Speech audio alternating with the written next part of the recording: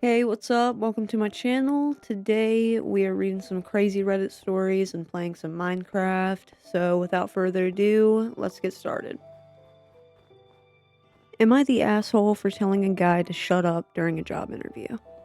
I was interviewing this guy for a very good software engineering position. He passed the first round, and both I and everyone involved in the second round really liked his resume and experience.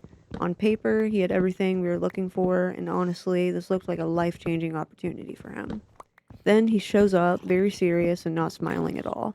I'm used to that in tech interviews, and I understand it can be an intimidating environment.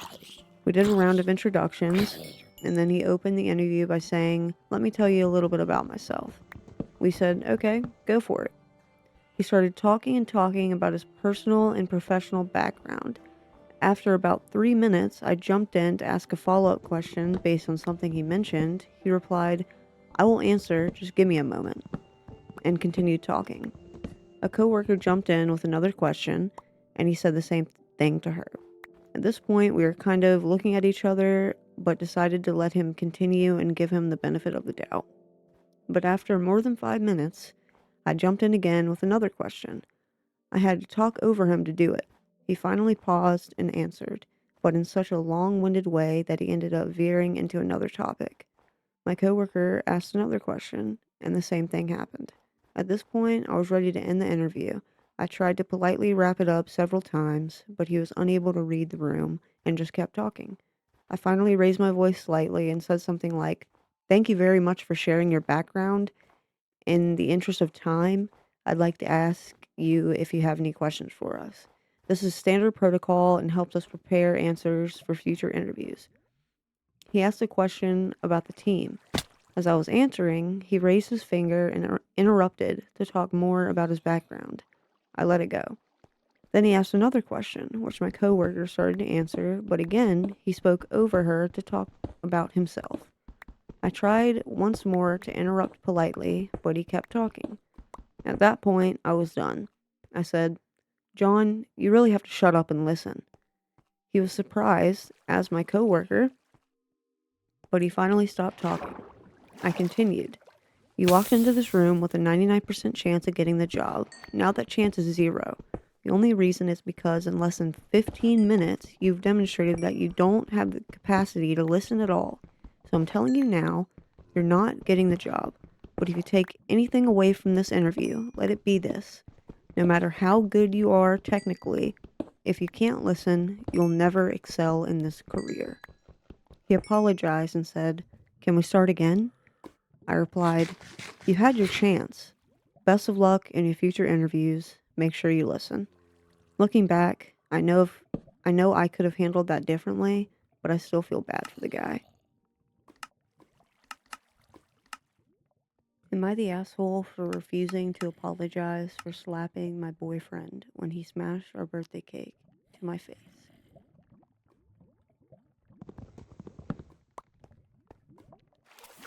My female 34 boyfriend, Charles, male 38, and I celebrate our birthdays together.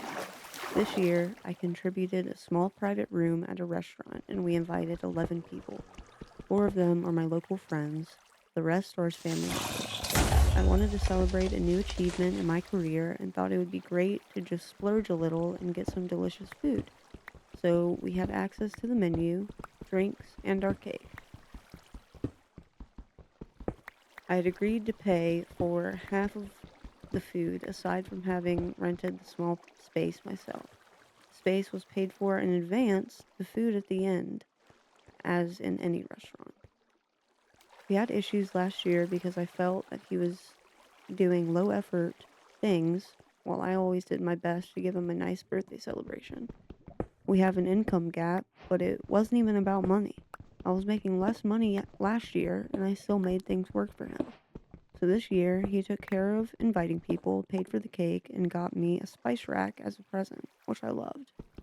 I made myself pretty, got my eyebrows and eyelashes done, and had my hair done. We were told to pose and pretend to blow the candles because I didn't want to blow our germs on the cake. Then we had a picture alone with the cake. When it was my turn, I was holding the cake when he pushed my face towards the cake. So I tried to fight it. His family started cheering, and he arched over my body and forced me to bend over until my face smashed into the cake. My friends tried to get him off of me, and he resorted to plastering cake and frosting in my hair. I don't need to describe the mess because I'll never be able to end this post, but I ended up slapping him when he attempted to do it again. His mother got up, and she got into an argument with one of my guests. I had to cross the main floor with cake all over my face to use the restroom. When I looked in the mirror, I had cake on my neck, and my blouse had red and blue coloring that didn't come off. I had to wash my face and got my hair in a bun because it looked less messy that way. When I came back, his family were all long faces. I told him what he did was unacceptable, and he said it was just a joke, and that everyone has done that for ages, and that me slapping him just ruined my image in front of his family. I started crying and gathered all my stuff to leave. I notified him that he should pay for himself and his guests. My friends insisted on paying for their own food, but I refused, and we ended the night right there. My friends wanted to treat me to having dinner elsewhere, but I wasn't comfortable with my appearance. They ended up sending me the money that I spent, and that broke my heart. Charles had to pay for half of the remaining bill and got charged a cleaning fee. I still love him, but I'm clear that I'll never be able to forgive him. We talked about it, and I ended things. He's convinced that I never loved him. He acknowledged what he did was wrong, but is adamant that his family hates me for slapping him and that it's my fault. I told him that he ruined not only our birthday, but also my way to celebrate my career milestone. I've worked very hard to get to where I am, and that his behavior showed me what my future will look like. And that, I'm sorry to say it, but he was so aggressive and so focused on making his family laugh at my expense that I just realized he's not good enough, and that I've lost my confidence to be seen with him in public because I don't know what else he will pull out of his ass. He says he paid for that cake, that he's not saying it was okay to smash it, but it's not like I paid for everything. He wanted me to apologize to his mom, but I refused. Important. I'm not proud of my reaction. We've never had any physical altercations. He says his mother feels humiliated because of what I did and that she has been struggling with mild depression for years. I don't know. And I came off as violent. Am I the asshole for refusing? I already blocked him. Am I the asshole for getting a new nurse fired for accusing me of having an affair with my father? Hey Reddit, I'm a hospital social worker at a small hospital. My dad is one of the ER day shift.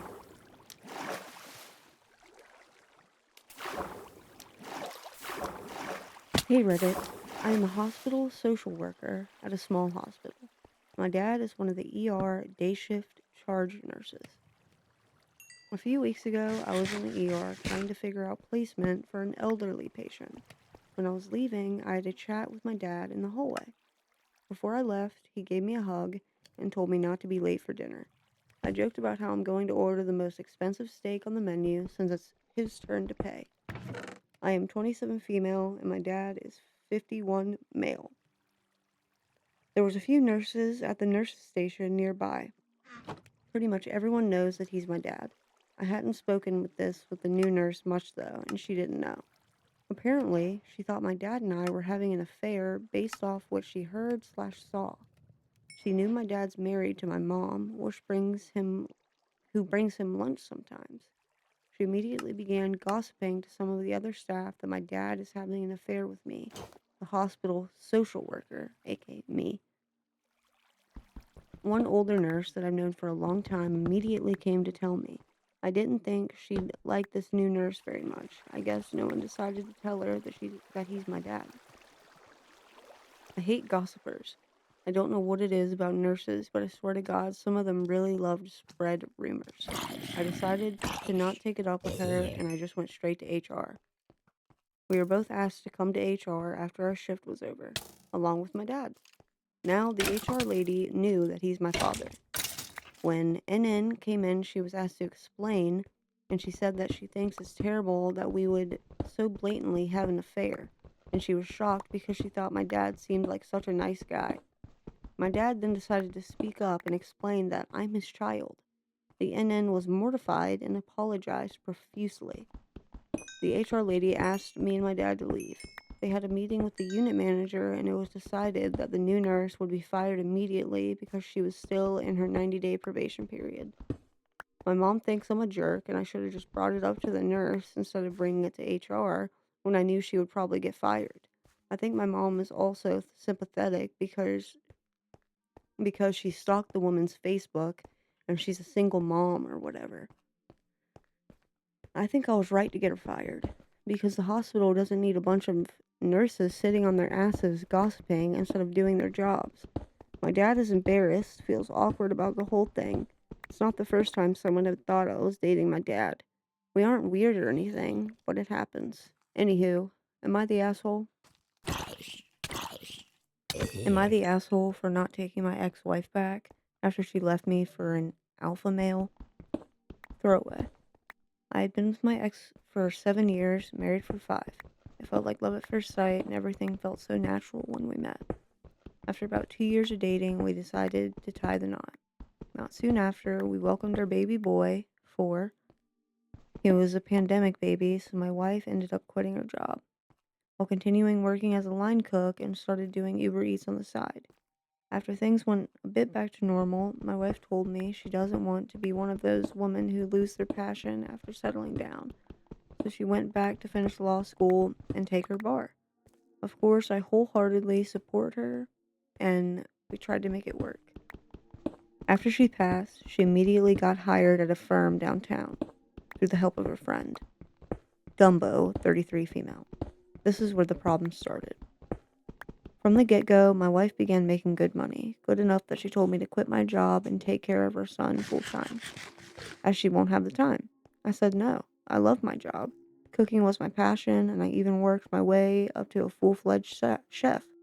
My biggest regret in our marriage had to have been her talking me into leaving, but I did become a stay-at-home dad.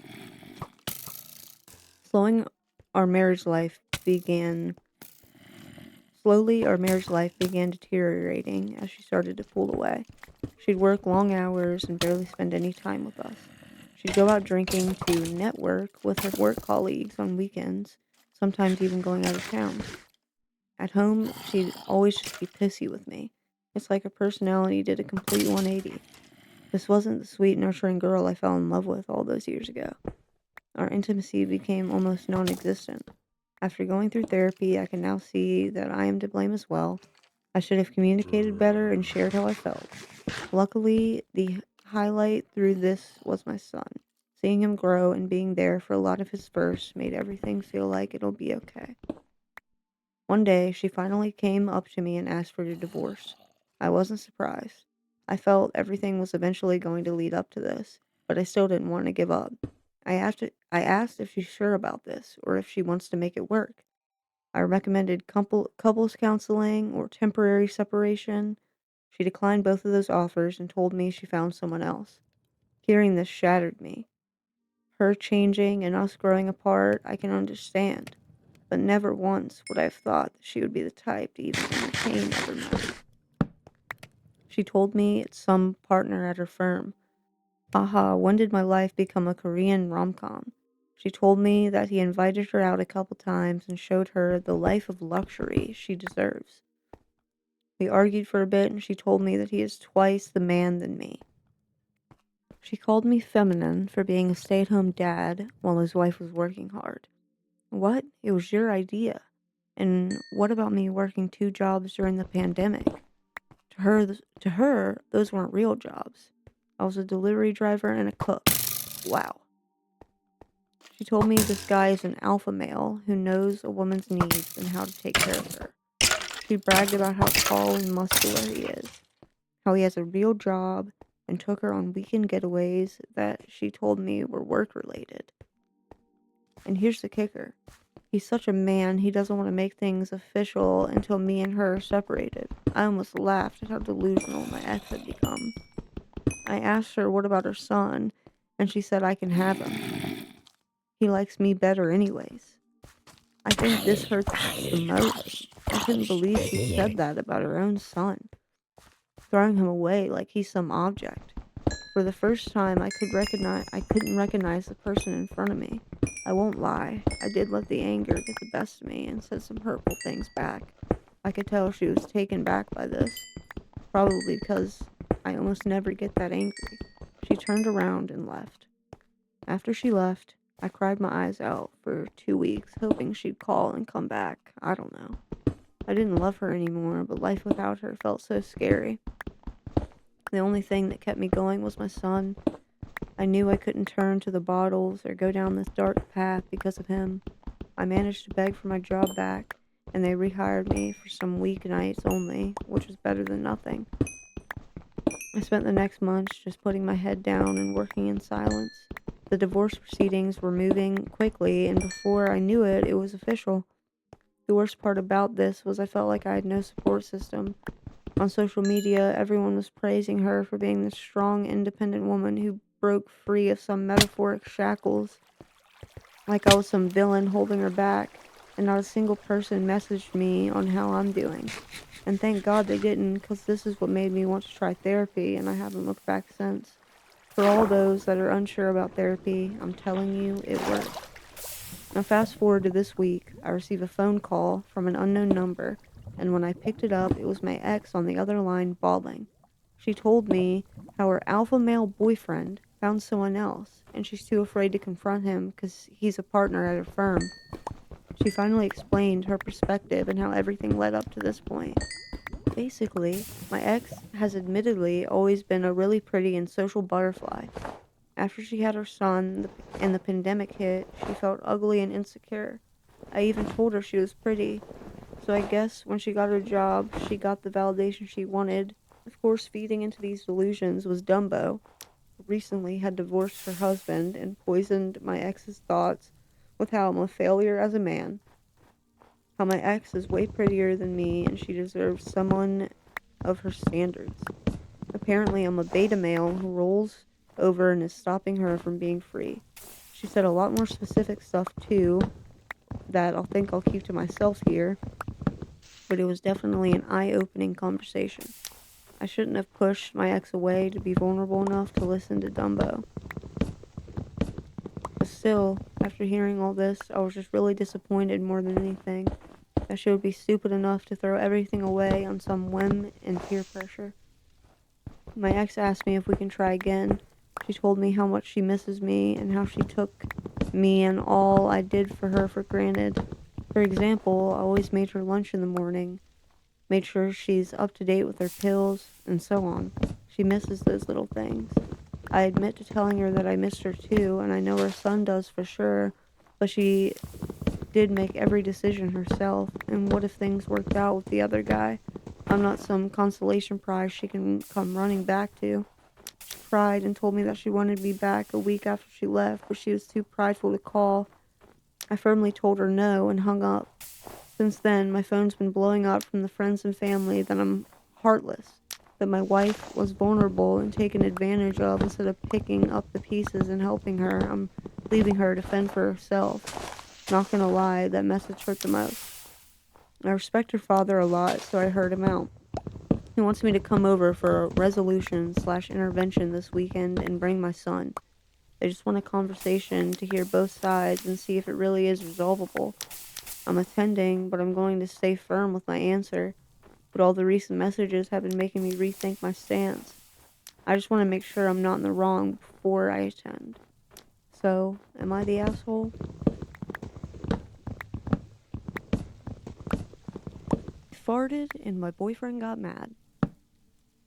My boyfriend, 30, and I, 28, female, were cuddling in bed under a blanket. Not doing anything, just cuddled up. Randomly, I farted, literally out of nowhere. And he immediately jumped out of bed and said, "Okay, I'm done," and started getting dressed, saying, "Stuff like this irks me." I replied, "I understand, but that was completely unintentional, but also very natural." His response, angrily, "Why would you fart in bed under the blanket?" I just sat there, shocked, with absolutely no words. At that moment, my heart shattered into every tiny piece imaginable. What should I do? Edit. Oh wow, I did not expect this post to blow up. Firstly, thank you all for commenting. For context, the fart did not stink. It was a little it was a little toot. Please understand me when I say I'm not worried about the fart itself. I am more so concerned at his reaction. This is someone I have heavily considered spending forever with, but that all became questionable after that situation. I'm also extremely shocked at the number of comments of people who genuinely think women don't fart/poop. Also, I wish this was fake. Trust me, I'm even embarrassed for myself. I didn't think a fart would cause issues in my relationship that I've invested literally every fiber of my being in. Edit. We are no longer together and have officially broken up. Am I the asshole for flashing my mother-in-law after she told me not to breastfeed my baby in my own house? I recently had a baby and have been breastfeeding her regularly. My mother-in-law came over on short notice while I was doing chores around the house. She picked some things from our garden and chatted with me and my husband. She sat down and started watching the news on the TV. I ended up watching TV a bit later too, and I was tired. My baby started getting fussy. I pulled down my top to start nursing her. My mother-in-law swung her head to me and gave me a look. She huffed and said, "Really? Around me? I'll just get naked too and have it all hanging out, huh?" And rolled her eyes at me. This isn't the first time she's done something like this, and the last time she made a comment while she was here for the day, I just took my baby into another room. Then my husband brought me a cover, but my baby doesn't like it when I use it. This time I just had enough. I didn't have it all hanging out. I was just doing it pretty discreetly, not facing her. I was tired and wasn't really thinking. I just pulled off my top and stood up right in front of her and told her, "I'll feed my own baby when I want in my house." She just stared at me and I added, "If you don't like it, you can leave." I sat back down and she said, "I can't believe this girl," and got up and left. My husband was there and afterwards said I didn't have to go that far. He said mother-in-law texted him angrily, but I was just tired in the moment and all I was thinking about was just feeding my baby. Am I the asshole here?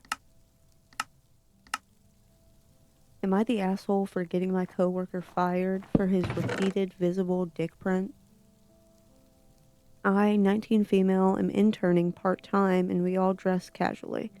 I was alone in a room at my office one morning and my coworker, Josh, late 20s male, came and started chatting with me. When I turned to face him, I could clearly see the outline of his erection. He was wearing thin sweatpants and they left nothing to the imagination. I didn't say anything. After he left, I just went back to work. I ignored it that first time, but it kept happening. Josh would come alone to chat, and each time he was visibly hard and I could see it through his flimsy shorts or sweatpants, or thin dress pants. Like he didn't even act embarrassed or try to hide it. He'd just stand there like it's nothing. He acts normal around everyone else, and this hasn't happened any other time I've seen him. Not with the others around, just when it's only us. I didn't bring it up to anyone yet, I just didn't want to appear dramatic and didn't want to make myself a target. Then he started making comments. "It's hot out. I had to wear these shorts today." One day, Josh came over and he asked me to come to his apartment nearby over lunch. I politely declined, and as he was leaving, he said, "Alright, I've got to go to the bathroom and take care of something. See you around," while glancing down. Clearly had an erection and the outline was clear. That was it for me. I went to HR and reported everything. HR put Josh under review and he ended up being fired with cause. Now some of my coworkers are icing me out. One of my coworkers sarcastically muttered, "I made sure to wear proper pants today. I made sure to wear proper pants today. Didn't want anyone to get any ideas." While I was having lunch near some of them and they laughed. My boss has been talking to me less and I feel alienated. I just wanted Josh to stop. Am I the asshole here? Am I the asshole for telling a woman at the gym that she's embarrassing herself? I go to the gym a lot. About 6-ish months ago, I noticed a woman I'll call Andrea. That's not her name, but it will be for the rest of this post. I don't know if Andrea started going to the gym 6 months ago or if that's just when I noticed her. Full disclosure, I spoke to her first, but I had no way of knowing what the result would be. A lot of the machines at this gym have a little entertainment system attached to them that can access local channels. I got on the treadmill and realized the TV on the treadmill wasn't working. Andrea was walking past and I said, "Hey, do you know if there's an issue with the cable? This TV isn't working, but I don't know if it's just this one or all of them." She said the same thing happened to her on a different machine. I thanked her. That was the whole interaction. A week later, she asked me for some electrolyte powder for her water. I said I didn't have any. She was cool with that and asked me how long I'd been coming to the gym for and what I did for work. I answered and returned her questions. She said she was new to the area and worked in private security. We had a few more chill conversations after that. 6 weeks ago, she asked me out. For some reasons I won't get into on here, I wasn't interested. I declined. She said not to worry about things being awkward at the gym if we don't work out. I said that wasn't the issue, just not looking to date right now. She kept talking to me, and at first I kept talking to her, but I started to think something might be wrong, and I started avoiding her. 2 weeks ago, she walked up to me while I was on a machine with only one way to properly dismount that involved stepping into where she was standing. She asked if I was avoiding her. I said I was and apologized. I said I just don't want to date right now. She said I don't have to avoid her to not date her. I said okay. I just kept avoiding her though. Tonight while I was working out, she confronted me again about avoiding her. I had a bad day and told her to leave me alone. She asked why I'm being such a prick, and I said because I wanted her to leave me alone. I then said that she was embarrassing herself and needs to stop. She put her foot on top of the weights, and I thought she was going to press down on them. So I let go of the bar very quickly, causing the weights to slam and make a loud noise. Several people looked over. She said, "Now who's embarrassing himself?" and walked away. Did I go too far by saying that? Do I owe her an apology? Update. I went in early this morning for a run and told the front desk staff about Andrea putting her foot on the weights. They said they would talk to her. Then, after work, I went in again for a regular workout. I was working on my legs when she walked up to my machine. The first thing she did was apologize about the weights. I don't know if someone talked to her or if that was of her own initiative. I accepted her apology and apologized for saying she was embarrassing herself. She said she forgave me, but if I wanted to really make it up to her, I could buy her a drink and she would buy one for me too to make up for the weights. I said maybe we should buy our own drinks, meaning separately at different places and times. She misunderstood me and asked when and where. I told her I meant I didn't want to go out with her. She said that this wouldn't be a date but a reset for our friendship. I said I didn't want to be friends. She said I was being a douche and asked what my problem was.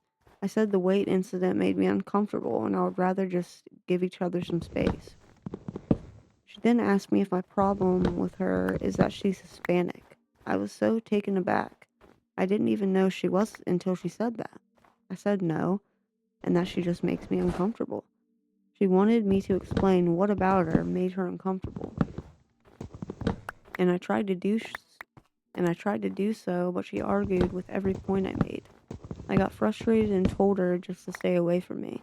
She said fine and that I have a lot of maturing to do, then she walked away. I'm hoping that's the end of it.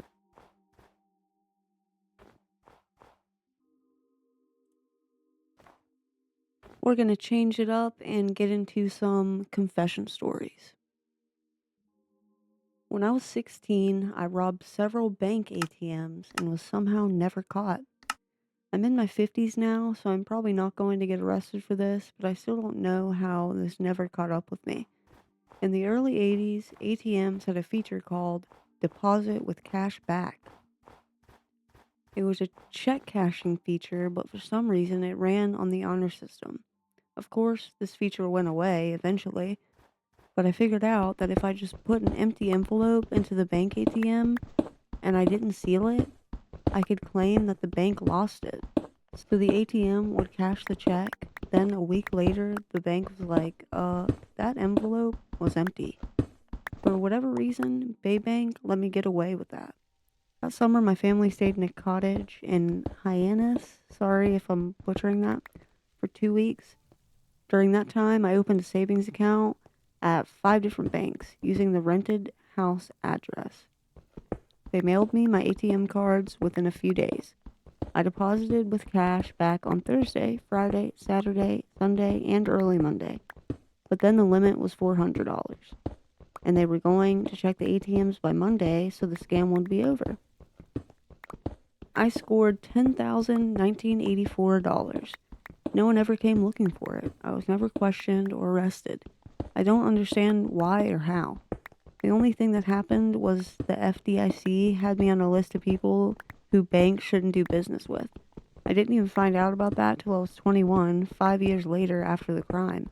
I was in college and tried to open a bank account, and no bank would let me. 40 years later, I have a bank account and nothing ever happened.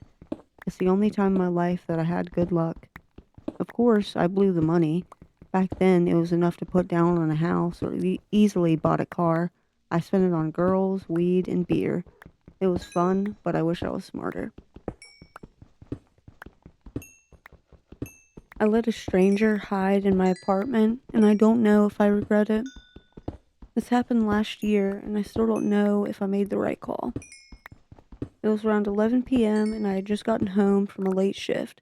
I live in a small apartment in a not-so-great part of the city, so I'm always a little on edge when walking home. That night felt off. As I was unlocking my door, I noticed a guy standing at the end of the hallway. He wasn't doing anything, just standing there. But something about him made my stomach drop. I got inside, locked the door, and tried to shake it off. Not even 5 minutes later, someone knocked. Hard. I froze. It wasn't my neighbor. She texted before coming over. And I don't really have friends who drop by unannounced. Then a voice. Please, can you just let me in for a second? It was a woman. She sounded out of breath, almost panicked. I looked through the peephole, and there she was, maybe mid-20ish, wide eyes, glancing down the hall like she was being followed. I know, stupid move, but I cracked the door open just a little and asked her what is going on. She whispered that there's a guy, he's been following her since she left the train. She didn't know where else to go from there. That's when I realized. The guy I saw earlier. My heart was racing, but I stepped aside and let her in. I locked the door immediately, turned off the lights, and we just stood there in the dark, listening. A few seconds later, heavy footsteps passed my door. Slow, like someone was looking for something. Then, nothing. She stayed for about 30 minutes, just sitting on my couch, shaking. I offered her water, and we barely talked. Eventually, she called a friend to come pick her up. When she left, she just said thank you and disappeared down the hall. I never saw her again. I don't know if she was telling the truth. Maybe she was genuinely in danger, but I think about that night all the time and can't decide if I did the right thing or if I got really, really lucky.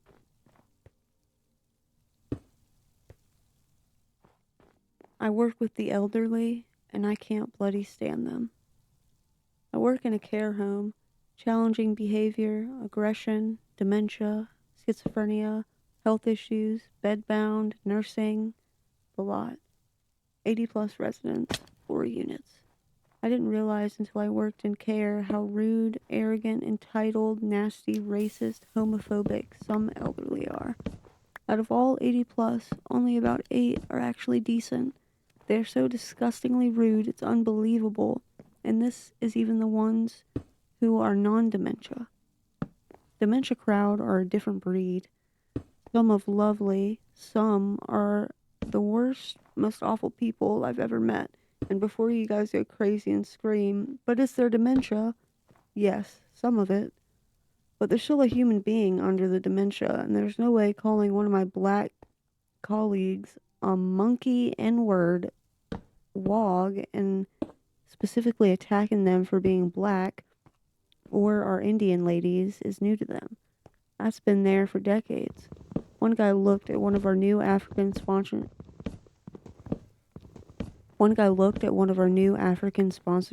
and said, "Get back on your banana boat and fuck off." They treat us younger people literally like we are their maids, barking their every one at us when they can see we are busy. They hurt us, berate us, go out of their way to make our job more difficult. One lady, non-dementia, threw her dinner plate at me because I got her husband's sugar wrong in his tea. I was targeted and attacked my entire pregnancy. Zimmer frame to the stomach, punched in the stomach, spat at, had a carbon dioxide fire extinguisher sprayed at me when I was heavily pregnant. Told I should be ashamed of my mixed-race baby. One new entry came in and only lasted 4 hours before his previous care home was called to take him back as he chased me saying he wanted to kill me and my baby. I've had shit thrown at me, my hair pulled, dirty nails dug into my skin and scratched. Another guy threatened to rape my younger colleague, which really upset her. They're just vile. I'm sick and tired of saying we need to respect our elders and their sweet little innocent cuties. There's some really nice ones, sure, and I absolutely love doing care for them, but the others are just so nasty. Edit. Just an add-on. In my experience, schizophrenic people, medicated, are the sweetest people ever. We have a gentleman who is on injections each month, and he is a huge guy. Big, muscly, 6 foot plus. He's in his 60s, and he's so lovely. And he tries to protect female staff from other male residents. Our schizophrenic ladies have their moments, but generally are really kind and really intelligent too. Lied to my pick-me friend, and she got a tattoo based off of it. It's been about 2 years since this happened, but I just got confirmation from a friend who attended her tattoo appointment that it was because of what I said. The backstory. I, 25 female, was introduced to Peggy, fake name, 25 female, through a mutual friend. She had recently moved into a friend's neighboring apartment unit and was quickly introduced to our friend group. Almost immediately, I could tell we weren't going to get along based off of some backhanded compliments that were given, but I decided that it was too quick to judge her fairly and invited her to a game night that a friend and I were hosting. Huge mistake. Game 1. Sardines. During a drunken game of sardines in the dark, Peggy faked a fall and pushed my head into a shelf. How do I know she faked it? Because she literally told me in front of everyone and laughed about it, saying, "I found him first. That's why I pushed you." Game 2. King's Cup. Peggy called me out during the never have I ever portion for having gone through a divorce. Talking about it normally wouldn't have bothered me since everyone who was there already knew about it and we were really supportive during that time. But it was the fact that she was trying to single me out and shame me for it. Throughout the rest of the night, this kind of behavior continued, and by the end, I was thoroughly convinced she had some sort of vendetta against me. Finding out what, or in my case, who it was, took almost no time at all. One of our friends, who we'll call Mark, was in attendance that first night. Mark, 28 male, is a tall, kind, funny, and generally attractive guy. Essentially, he's catnip for her type. At this time, we were pretty close friends, and Peggy did not like that. For the next 6 months, anytime he was around, I had to deal with the most ridiculous, awkward, and petty attempts of her trying to single me out or embarrass me. Now here's where the tattoo comes into play. I had been planning on getting a dragon tattoo for over a year. I am fully aware that dragons are a common and trending tattoo, but I wanted it anyways because it was special to me and my mom. I'd even worked with my tattoo artist on incorporating her favorite flowers into the piece and figuring out what kind of style/other details I wanted. About a month before my appointment, Peggy heard a friend and I talking about the tattoo and started asking questions. I swear I could see the moment the light bulb went off in her head because she grew the biggest shit-eating grin I have ever seen. My light bulb moment happened shortly after. When she asked where and what kind of dragon tattoo I wanted to get, I lied. I told her about how much I love the movie Spirited Away, because I do, it's a banger, and went on a tangent about how I grew up on that movie, how my dad showed it to me, and that it'd be cool if he, Haku was wrapped around my arm or something. If you haven't seen the movie, one of the main characters is a boy named Haku who turns into a dragon. Peggy had never seen this movie before, so I encouraged her to check it out and ended the conversation there. Now, considering she had never seen it before, I didn't think she'd actually do it. But Reddit, she did it. And it wasn't just a tiny, cutesy little thing either. She committed to my exact description. The thing is freaking huge. When she showed it to me 2 weeks later, I was in shock, and she probably thought I was upset for taking something from me. But I went home that night and switched between feeling awful for lying to her and laughing for how utterly unbelievable she was for doing it. 2 years later, and I'm still doing that. I'd confessed to a friend recently about my lie, and that's when she told me. She went to the tattoo appointment with Peggy that day, and word for word, Peggy had said, "She's going to be so upset. This is like the exact tattoo she wanted." Edit for FAQ. Regarding the girl who went to the appointment with Peggy, we didn't become friends until after all this happened.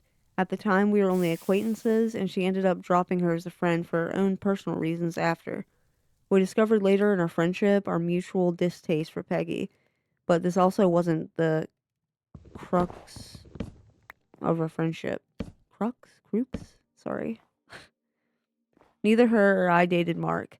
I had turned him down early in our friendship before she came into the picture. Don't get me wrong, Mark is a catch, but he deserves someone who's crazy about him, and that just wasn't me. We sorted our friendship out prior to this whole mess, and hopefully he can find a healthy middle ground of crazy, lol. He was pretty oblivious to the whole thing, and I didn't need him to sort it out for me, so he didn't know until way after. Didn't know how to edit a post until now, but here you go. Face is blocked out for obvious reasons, but I don't follow her socials, so you guys will have to settle for her cropped profile picture. And then here she posts the picture of the actual tattoo, and wow, it is huge. That was pretty crazy, but honestly, in my opinion, maybe she likes it, but, later in the future, if she doesn't like it, she kind of deserves it for, stealing her exact same idea. I am not really human anymore due to permanent brain damage. I had a serious head injury in 2009. It killed me. Obviously, I was brought back. Lots of freaky stuff happened at the time, as one would expect from a serious permanent brain damage. I was in the hospital for 3 days, not expected to leave alive, but I did. I have permanent amnesia. I lost every personal memory I had. I don't even remember my mother's face. Hell, I didn't even recognize my own face.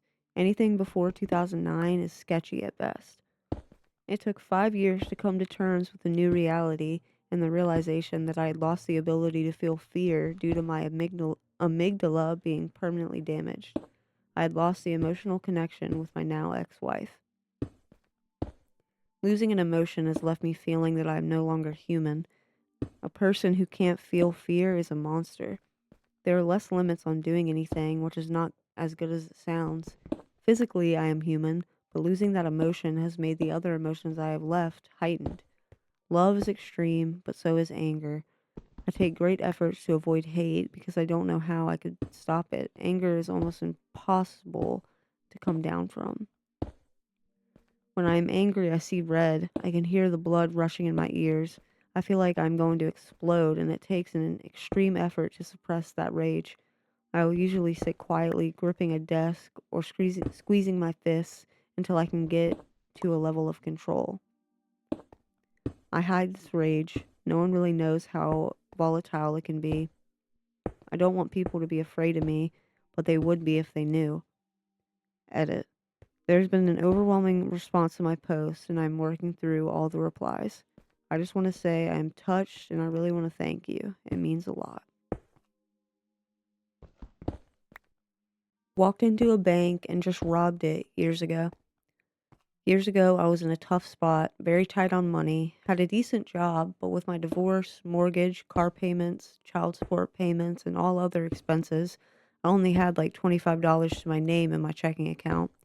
I went to the bank and needed $100 in singles, not for a strip club. Went to the bank and the guy in front of me made a big deposit. Gave the teller a lot of $20 and other bills to buy mainly 20s. When it was my turn, I asked for a $100 single and gave them $100.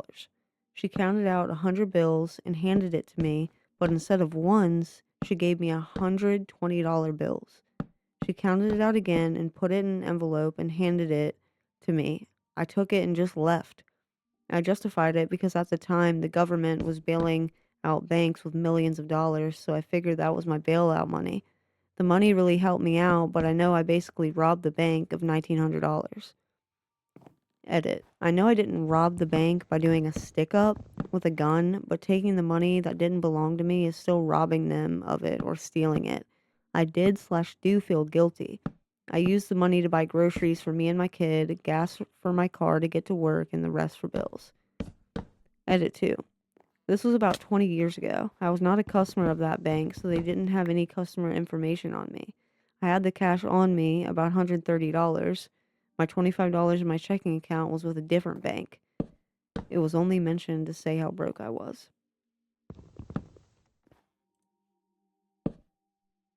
I stole products straight to my house when I worked at Best Buy. I used to work as inventory at Best Buy.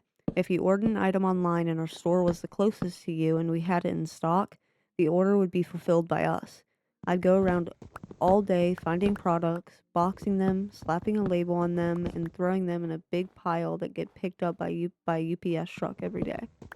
Didn't take long for me to realize Best Buy's system didn't check what packages UPS picked up because it was just scheduled UPS pickup.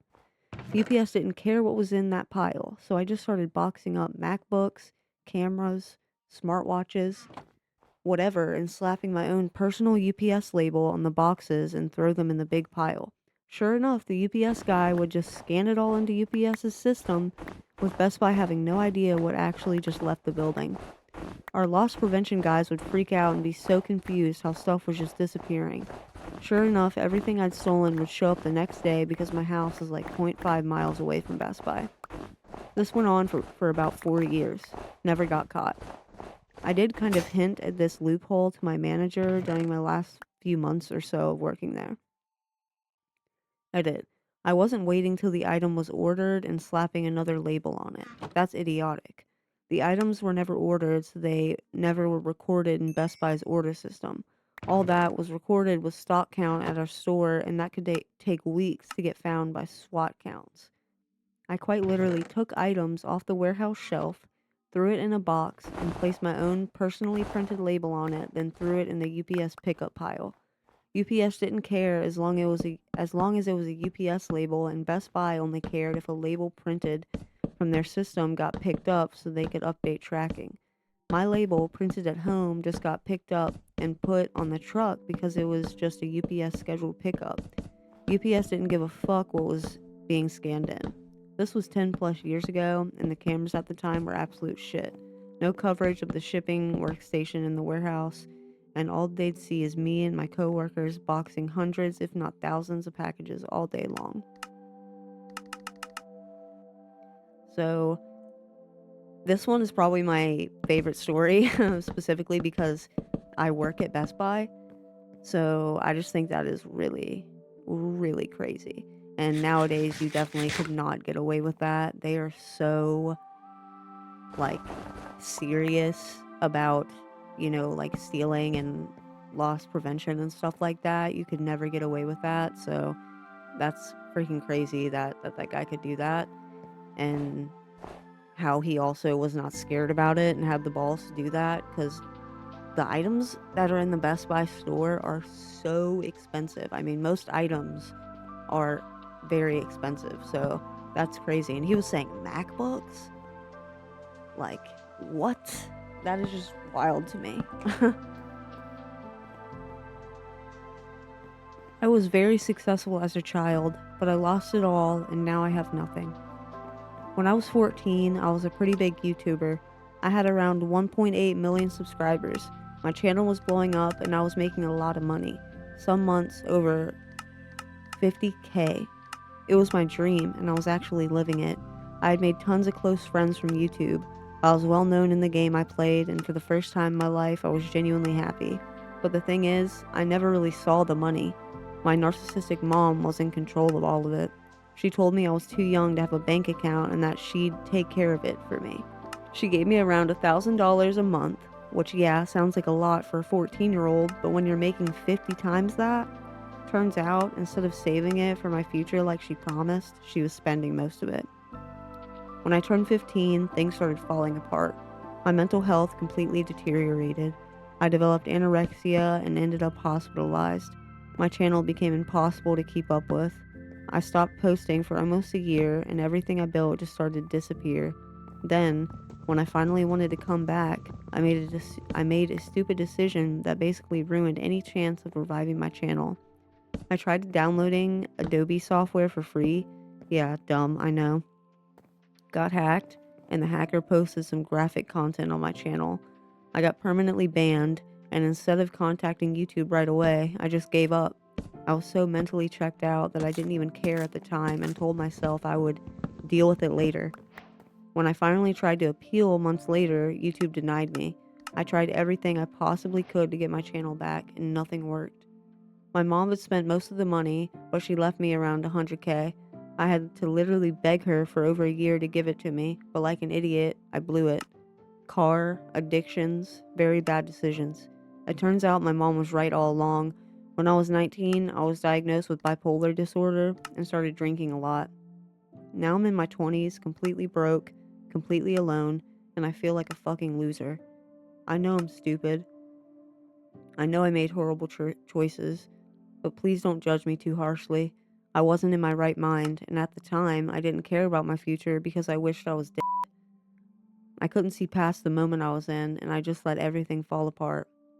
I think about my past a lot, how much potential I had, how I literally had it all at 14, and how I just let it slip away. I don't know how to move on from it. I peaked as a teenager, and now I have nothing. If anyone's ever recovered from throwing their life away, I'd really love to hear how, because right now, I don't see a way forward.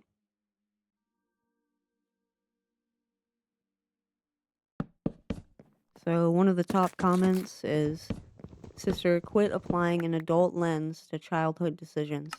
You didn't make horrible life decisions. You simply weren't old enough to make any decisions with any maturity for them to be considered horrible. It's unfair of you to do that to yourself, and I suspect you wouldn't do it to anybody else.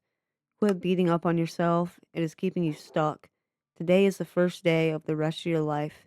Pick up and move on. My psychiatrist offered me coke when he didn't recognize me as a patient. Alright, I need to know. Do you think this is morally acceptable? I'm in my 20s and have struggled with depression and ADHD for a super long time. I finally agreed to see a psychiatrist that my parents recommended. He charges us like a ton of money because he did not accept our insurance. Anyways, I saw him in person for about 4 to 5 times. I was out at an event in our town where there was a band playing and everyone was dancing. I was drinking beers with my friend when we saw him. Fuck, that's like my therapist or whatever, I say to my friend. Oh, well, who cares, she says, and goes off in front of me to dance. Suddenly, one of his friends is dancing with my friend, and he appears closer with some other guys. How do I know you? The psych turns to ask me as we watch my friend start getting low. Are you guys the girls from that party last night?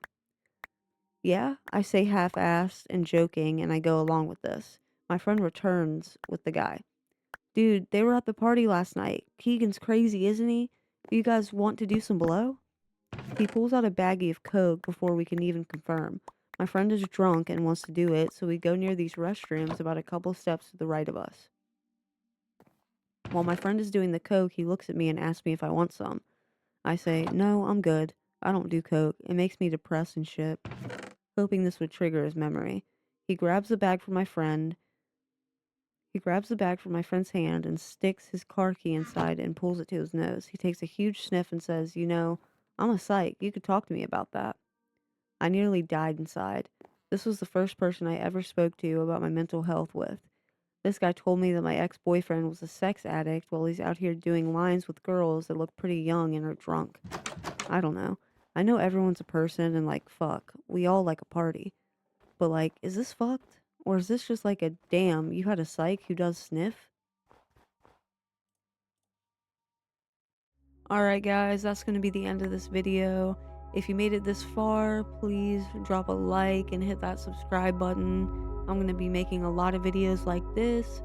And if there's any specific type of content you guys would want me to make, I would love to do that for you guys.